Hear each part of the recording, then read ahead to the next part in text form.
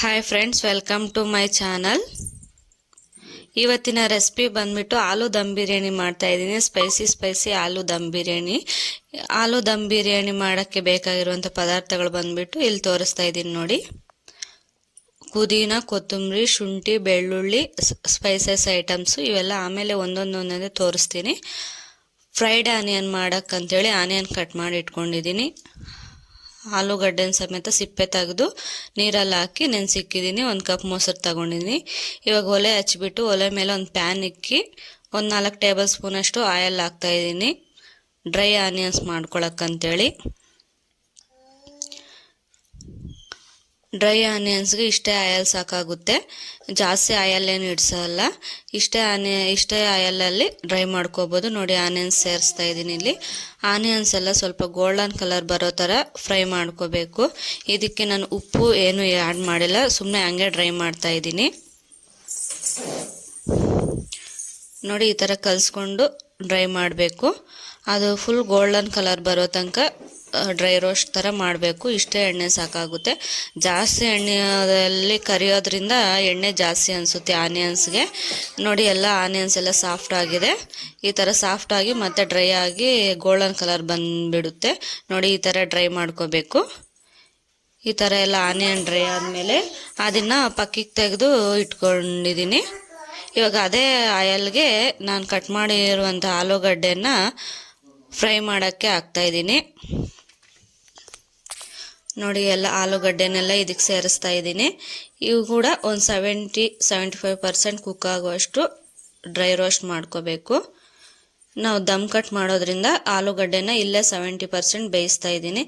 ಇದಕ್ಕೆ ಒಂದು ಚಿಟಿಕೆ ಅಷ್ಟು ಅರಿಶಿಣವನ್ನು ಸೇರಿಸ್ತಾ ಇದ್ದೀನಿ. ಅರಿಶಿಣ ಪುಡಿ ಮತ್ತು ಖಾರದ ಪುಡಿ 1/4 ಟೇಬಲ್ ಸ್ಪೂನ್ ಅಷ್ಟು, ರುಚಿಗೆ ತಕ್ಕಷ್ಟು ಉಪ್ಪನ್ನು ಆ್ಯಡ್ ಮಾಡಿ ಇದನ್ನು ರೋಸ್ಟ್ ಮಾಡ್ಕೋಬೇಕು. ಇದು ರೋಸ್ಟ್ ಆಗೋಕ್ಕೆ ಕಲಿಸ್ತಾ ಇರಬೇಕು, ಯಾಕಂದರೆ ಕೆಳಗಡೆ ತಳ ಅಂಟ್ಬಿಡುತ್ತೆ. ತಳ ಅಂಟೋದ್ರಿಂದ ಆಲೂಗಡ್ಡೆ ಎಲ್ಲ ಸ್ವಲ್ಪ ಸೀದೋದಂಗೆ ಅನಿಸುತ್ತೆ. ಅದಕ್ಕಂತೇಳಿ ಕಲಿಸ್ತಾ ಡ್ರೈ ರೋಸ್ಟ್ ಮಾಡ್ಕೋಬೇಕು. ನೋಡಿ, ಇಲ್ಲಿ ಮಾಡ್ತಾಯಿದ್ದೀನಿ. ನಿಧಾನಕ್ಕೆ ಡ್ರೈ ರೋಸ್ಟ್ ಮಾಡ್ಕೋಬೇಕು. ನಿಮ್ಗೆ ಗೊತ್ತಾಗುತ್ತೆ 70% ಕುಕ್ ಆಗೋಷ್ಟೊತ್ತಿಗೆ. ನೋಡಿ, ಇಲ್ಲೆಲ್ಲ ರೋಸ್ಟ್ ಮಾಡ್ತಾಯಿದ್ದೀನಿ. ನಿಧಾನಕ್ಕೆ ರೋಸ್ಟ್ ಮಾಡ್ಕೋಬೇಕು. ಸ್ವಲ್ಪ ಟೈಮ್ ಹಿಡಿಯುತ್ತೆ, ಒಂದು 5 ಮಿನಿಟ್ಸ್ ಟೈಮ್ ಹಿಡಿಯುತ್ತೆ. ನೋಡಿ, ಈ ಥರ ಫ್ರೈ ಆದಮೇಲೆ ಒಂದು 70% ಫ್ರೈ ಆಗಿದೆ. ನೋಡಿ, ಇಲ್ಲಿ ತೋರಿಸ್ತಾ ಇದ್ದೀನಿ. ಈ ಥರ ಒಂದು 70% ಫ್ರೈ ಆದರೆ ಸಾಕು. ಇವಾಗ ಇದನ್ನೆಲ್ಲ ಪಕ್ಕಕ್ಕೆ ತೆಗೆದಿಟ್ಕೊಳ್ಳೋಣ. ಇವಾಗ ಮಸಾಲೆಗೆ ರುಬ್ಕೋಬೇಕಾಗಿರುವಂಥ ಪದಾರ್ಥಗಳು ಬಂದುಬಿಟ್ಟು ಕೊತ್ತಂಬರಿ, ಪುದೀನ, ಶುಂಠಿ, ಬೆಳ್ಳುಳ್ಳಿ ತಗೊಂಡಿದ್ದೀನಿ. ಕೊತ್ತಂಬರಿ, ಪುದೀನ ಹಂಗೆ ಕಟ್ ಮಾಡಿ ಹಾಕೋ ಬದಲು ಹಿಂಗೆ ರುಬ್ಬಿ ಹಾಕ್ಕೊಂಡ್ರೆ ಟೇಸ್ಟ್ ಚೆನ್ನಾಗಿ ಬರುತ್ತೆ.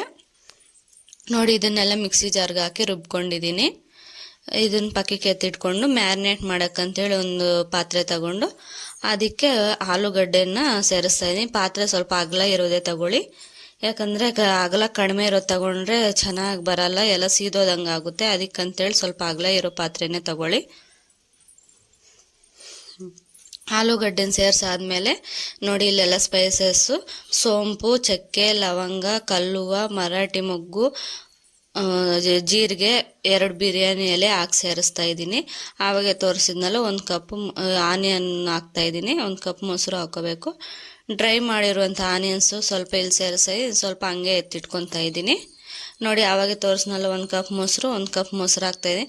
ಮೊಸರು ಹಾಕೋದ್ರಿಂದ ಬಿರಿಯಾನಿ ಫ್ಲೇವರ್ ಚೆನ್ನಾಗಿರುತ್ತೆ, ರೈಸ್ ಸಾಫ್ಟಾಗಿ ಕುಕ್ ಆಗುತ್ತೆ. ಆ ಮೊಸರು ಹುಳಿ ಫ್ಲೇವರ್ ಕೂಡ ಸ್ವಲ್ಪ ಕಾಣಿಸುತ್ತೆ ರೈಸಲ್ಲಿ. 1.5 ಟೇಬಲ್ ಸ್ಪೂನ್ ಅಷ್ಟು ಧನಿಯಾ ಪುಡಿ ಹಾಕ್ತಾಯಿದ್ದೀನಿ. ಇಷ್ಟು ಕ್ವಾಂಟಿಟಿಗೆ ಧನಿಯಾ ಪುಡಿ ಇಷ್ಟು ಸಾಕಾಗುತ್ತೆ.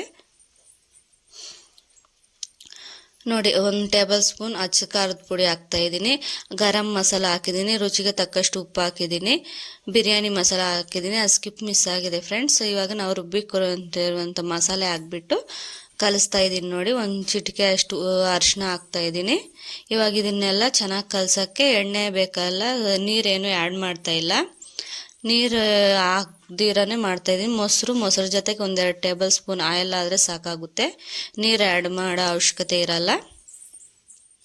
ನೋಡಿ, ಈ ಥರ ಎಲ್ಲ ಚೆನ್ನಾಗಿ ಕಲಿಸ್ಬೇಕು. ಆಲೂಗಡ್ಡೆಗೆಲ್ಲ ಚೆನ್ನಾಗಿ ಇಡಿಸ್ಬೇಕು. ನಾವು ಎಷ್ಟು ಚೆನ್ನಾಗಿ ಆಲೂಗಡ್ಡೆಗೆ ಇಡಿಸೋ ಥರ ಚೆನ್ನಾಗಿ ಕಲಿಸ್ತೀವೋ ಅಷ್ಟು ಚೆನ್ನಾಗಿರುತ್ತೆ ಬಿರಿಯಾನಿ ಸ್ಪೈಸಸ್ ಆಗಿ.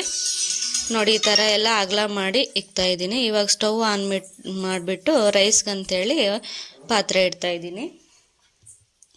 ಆ ರೈಸ್ ಪಾತ್ರೆ ಇಟ್ಬಿಟ್ಟು ನೀರು ಹಾಕಿ ಅದರಲ್ಲಿ ಸ್ಪೈಸಸ್ ಆ್ಯಡ್ ಮಾಡ್ತಾಯಿದ್ದೀನಿ. 2 ಬಿರಿಯಾನಿ ಎಲೆ, ಚಕ್ಕೆ, ಲವಂಗ, ಮರಾಠಿ ಮೊಗ್ಗು, ಸೋಂಪು, ಮೆಣಸು ಎಲ್ಲ ಹಾಕಿ ಬಾಯ್ಲ್ ಮಾಡ್ಕೋಬೇಕು. ರುಚಿಗೆ ತಕ್ಕಷ್ಟು ಉಪ್ಪು ಹಾಕ್ತಾಯಿದ್ದೀನಿ. ನೋಡಿ ಈ ಥರ ಎಲ್ಲ ಕುದೀತೈತೆ. ಎಲ್ಲ ನೀರೆಲ್ಲ ಫುಲ್ ಬಾಯಲ್ ಆದಮೇಲೆ ರೈಸ್ ಹಾಕಬೇಕು. ನೋಡಿ ತೊಳೆದಿಕ್ಕೊಂಡಿರುವಂಥ ರೈಸ್ ಹಾಕ್ತಾಯಿದ್ದೀನಿ.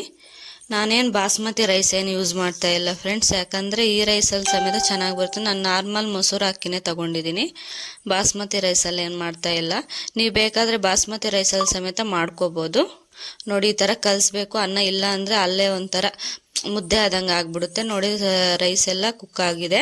ಒಂದು 75% ರೈಸ್ ಕುಕ್ ಆದರೆ ಸಾಕಾಗುತ್ತೆ. ನೋಡಿ ಇಲ್ಲಿ ತೋರಿಸ್ತಾ ಇದ್ದೀನಲ್ಲ, ಈ ಥರ ಕುಕ್ ಆದರೆ ಸಾಕಾಗುತ್ತೆ. ಅದನ್ನ ಸೈಡ್ಗೆ ಎತ್ತಿಕೊಂಡು ಇವಾಗ ಮ್ಯಾರಿನೇಟ್ ಮಾಡಿರೋವಂಥದ್ದು ಹೆಂಚಿಟ್ಬಿಟ್ಟು ಇಡ್ತಾ ಇದ್ದೀನಿ ಸ್ಟವ್ ಮೇಲೆ. ಯಾಕಂದರೆ ತಳ ಅಂಟ್ಬಿಡುತ್ತೆ ಡೈರೆಕ್ಟಾಗಿ ಹಂಗೆ ಇಡೋದ್ರಿಂದ.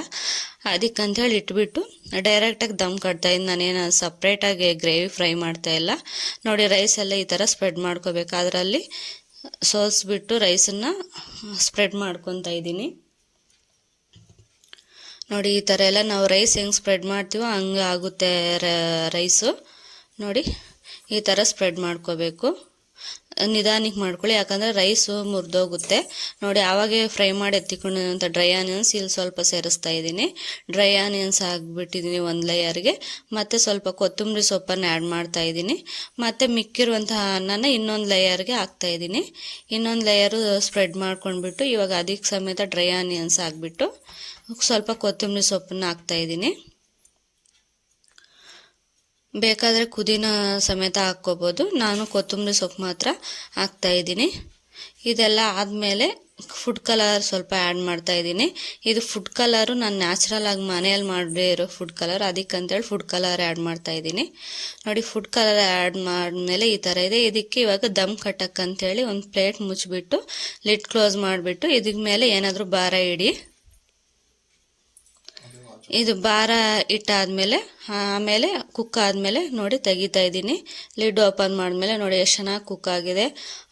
ಇದು ಸ್ಮೆಲ್ಗೆ ಒಂಥರ ಎಷ್ಟು ಚೆನ್ನಾಗಿದೆ ಅನ್ನಿಸ್ತೈತೆ. ಆ ಡ್ರೈ ಆನಿಯನ್ ಸ್ಮೆಲ್ಲು ಒಂಥರ ಚೆನ್ನಾಗಿರುತ್ತೆ. ಫ್ಲೇವರು ತಿನ್ನೋಕ್ಕೆ ವಾಸನೆನೇ ಒಂಥರ ಹೊಟ್ಟೆ ತುಂಬೋದಂಗೆ ಅನಿಸ್ತೈತೆ ಫ್ರೆಂಡ್ಸ್. ನೋಡಿ ಈ ಥರ ನಿಧಾನಕ್ಕೆ ಕಲಿಸ್ಕೋಬೇಕು. ಯಾಕಂದರೆ ಅನ್ನ ಸ್ವಲ್ಪ ಬೆಂದಿರುತ್ತಲ್ಲ, ಮುರಿದೋಗೋ ಚಾನ್ಸಸ್ ಇರುತ್ತೆ, ಸ್ವಲ್ಪ ಮೆತ್ತಗಾಗೋಗುತ್ತೆ. ಅದಕ್ಕಂತೇಳಿ ನಿಧಾನಕ್ಕೆ ಎತ್ತಿ ಕಲಿಸ್ಕೋಬೇಕು. ನೋಡಿ ಎಲ್ಲ ಈ ಥರ ನೋಡಿ ಚಿಕನ್ ಬಿರಿಯಾನಿಗಿಂತ ಚೆನ್ನಾಗಿರುತ್ತೆ ಇದು ಆಲೂ ದಮ್ ಬಿರಿಯಾನಿ. ಒಂದ್ಸಲಿ ಮಾಡಿ ಟ್ರೈ ಮಾಡಿ ನೋಡಿ. ನೋಡಿ ಈ ಥರ ಕಲಿಸ್ಬೇಕು, ನಿಧಾನಕ್ಕೆ ಕಲಿಸ್ಕೊಳ್ಳಿ ಎಲ್ಲ. ನೋಡಿ ಎಲ್ಲ ಕಲಸಾದ್ಮೇಲೆ ಈ ಥರ ಇದೆ. ಹಾಲು ಕೂಡ ಸಾಫ್ಟಾಗಿ ಬೆಂದಿದೆ, ಅಷ್ಟು ಪುಡಿಯೂ ಆಗೋದಿಲ್ಲ, ಸಾಫ್ಟಾಗಿ ಬೆಂದಿದೆ. ನೋಡಿ ಆಲೂ ದಮ್ ಬಿರಿಯಾನಿ ರೆಡಿ ಆಗಿದೆ. ಒಂದ್ಸಲ ಹಿಂಗೆ ಮಾಡಿ ಟ್ರೈ ಮಾಡಿ ನೋಡಿ, ತುಂಬ ರುಚಿಯಾಗಿರುತ್ತೆ. ಚಿಕನ್ ಬಿರಿಯಾನಿಗಿಂತ ಚೆನ್ನಾಗಿರುತ್ತೆ. Thank you for watching.